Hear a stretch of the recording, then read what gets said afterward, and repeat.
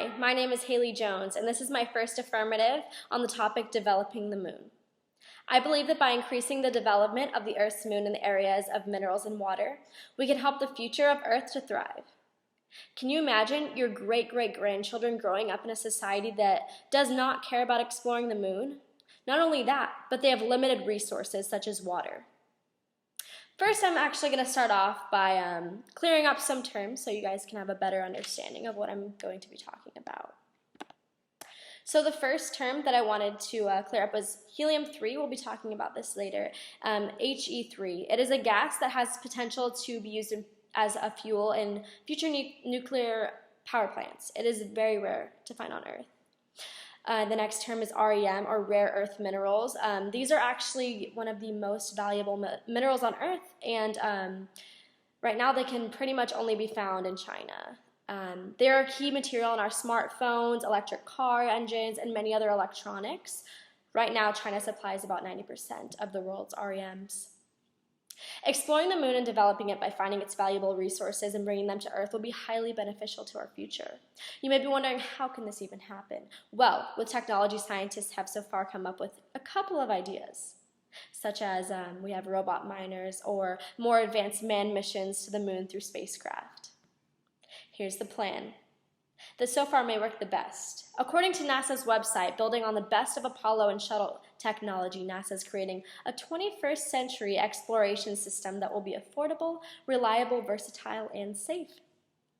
The centerpiece of this system is a new spacecraft designed to carry 4 astronauts to and from the moon, support up to 6 crew members on future missions to Mars, and deliver crew and supplies to the International Space Station.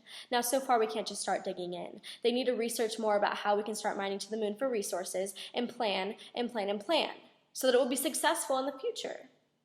The most important part is that the population is convinced that this will be a good idea. Since governmental funds have dried up, amateur space enthusiasts around the world have been reviving humanity's interplanetary dreams through the crowd-researched and crowd-funded space projects of their own. This has also become easier to do through the age of the internet. Most hear this idea and might think it's over our heads, although here's why it can be exactly what the human race needs. The first key material that the moon holds is water. Now, as you know, water is vital for supporting life, agriculture, and can be converted into rocket fuel even. NASA claims the Apollo flights confirmed that the dominant geological processes on the moon is impact-related. That discovery, in turn, ushered in a new question. Since Earth water was probably delivered largely by comets and asteroids, could this process have done the same for the moon? And could some of that water still be there?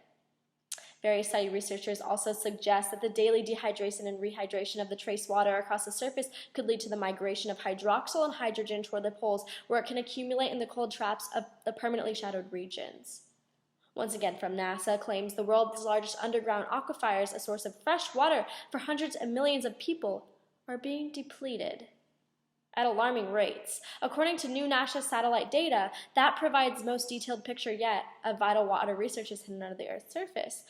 21 of the world's 37 largest aquifers in locations from India to China to the United States to France have passed their sustainability tipping points, meaning more water has been removed than replaced during that long decade study period. 13 aquifers declined at rates that put them into the most troubling categories.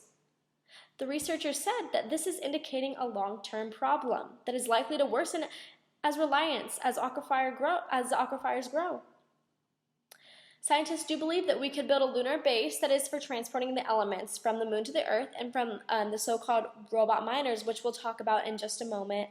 The water can be hauled back through the spacecraft and can also be used as fuel for the rockets. The only thing that's stopping us from further getting this valued water off the moon is the attitude of people, not seeing what this can do for future life on Earth and also to help us advance as a whole. The next crucial research that I'm going to talk about, this resource is REMs and helium-3. The problem with REMs is that Earth has a very low supply, as I said before, and they're in high demand due to the technology that advances more and more every day. REMs are rare earth minerals. These are 15 lanthanides as well as scandium and yttrium. They are used in modern electronics, mostly produced in China. REMs are vital to emerging technologies. According to lflscience.com, they gave me some insight on how this is. Right now, China supplies about 90%. As I said, the problem is that the country estimates it only has about 20 years of reserves left. And mining for them has created a giant lake full of toxic sludge in Mongolia. So in turn, we need to find more of this, and in literal terms, where else but the moon? Now here comes helium-3. Just to clarify again what helium-3 is, it is a very rare gas with the potential to fuel clear nuclear fusion power plants. However, the one problem is that the nearest supply of helium-3, as you know, is on the moon, meaning the only way to get to it is by mining the moon. Now, according to Space.com and NASA, scientists have developed this theory of a plan. With the spacecraft already in their minds, we could get these resources by first using 3D printers to manufacture materials on the moon.